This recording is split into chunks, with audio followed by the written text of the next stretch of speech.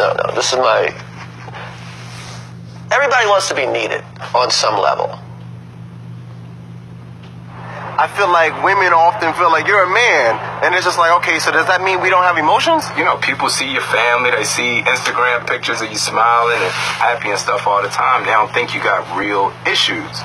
You know what I mean? I don't think you have to sleep back to back, like climbing in the bed and you like look over there and you got that back roll though. That's the worst feeling in the world.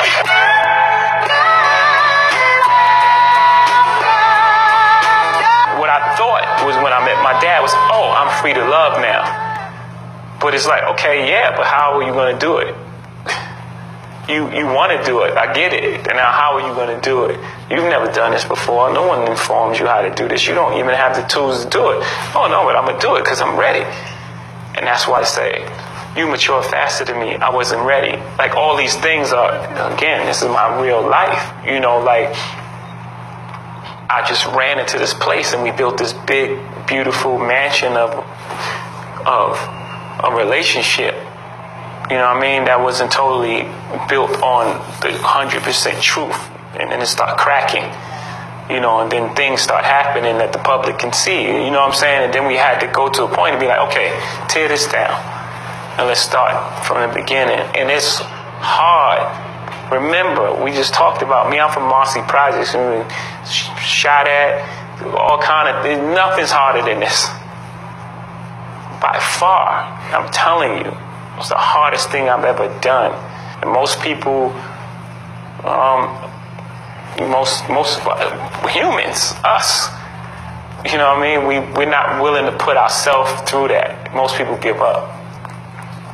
I don't know. I had to learn how to treat somebody else as good as I wanted to treat myself, because growing up, like in our environments where we grew up, I grew up in a household like, the only person you know treat good is your mom. My dad was dead, my sister. You in the neighborhood, cutthroat neighborhoods, people killing, all types of stuff. Cops sending people to jail for no reason.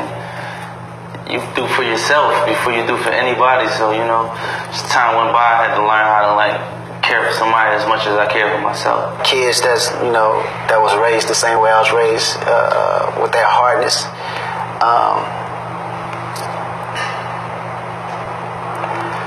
I would break that down by telling them to think of the most excruciating thing you can feel, you know, as far as a loss. How would that make you feel? Recognize that emotion, you know, prior to it, you know, even happening. Now, it's a key word in this. It's perspective. Take that same perspective of how you feel to what the next person may or may not be going through. And that's going to bring compassion, and that's going to bring a bond, a connection, a sense of, a feeling of emotion, you know. So, concept all the time, Mom say, put yourself in someone else's shoes. You know, your situation can't be as worse as the next man standing next to you. Yeah, I'm a real nigga. I'm a real person, like, you know, but you're doing a lot of bullshit that's really not real. But and the side of that is all of the real shit, like how we grew up, all of the guys told us all of the wrong shit. Yeah, I'm talking about like real, like this wisdom that they were giving us, but it was their level of conscience. They knew that street stuff impeccably. This invisible wisdom that you couldn't see in a different space, but they just didn't know if it was like, you know, like a superhero, you know, like their super strength was on 10, but their emotional wisdom was on zero, like zero. Charlie Mack, all my bad ideas about women, I got from Charlie Mack. He got ideas about everything. And he was like, man, I'm telling you, this is how a date gotta go. You take them out, right? You take them out, and the first thing you do is you take them to, you know, a restaurant. You get like an appetizer at one spot. Get the appetizer in one spot, right? Then you go to another spot for the main course. Then you go to another spot for the dessert, right? Like, so you move from one spot to the next. So you take them out, because they ain't never seen no shit like that. Then, you know, when you go out in front of the place, you know, you like start a fight and you just knock somebody the fuck out. If you knock somebody the fuck out in front of a woman, she gonna love you forever. I'm telling you, you can do it or not, but that's how you get them. I think in a relationship, either you're learning or you're not learning. And I think relationships fail when you stop learning, when you stop being able to learn together. You know, I think that's when they really fall apart. I do think, like, the relationship between black men and black women is complicated by all these other things, you know, things that, you know, just trying to talk about a little bit, like, complicated by a black man's historical inability to protect it. Complicated by black men's seeming unwillingness to be able to commit to raising their families. I hear that I'm self-absorbed, that I think it's always about me. I'm selfish, controlling, all of the shit that we all hear, man. I mean, yeah, fuck. This thing is constantly teaching me. I mean, in Islam, they say you don't know who you are until you get married. A man does not know himself because you being inside of that is going to reveal things that you didn't even know were in you. Things change in terms of what we find attractive. And so the thing as we get older, and again, that definitely speaks to you being a particular type of man. Because there's some 55-year-old men who I deem more of a boy who are still in a nightclub tonight. And you know as well as I that they ain't really trying to holler at anything that's challenging. You know, they're still trying to frolic with young girls that only excite one part of themselves.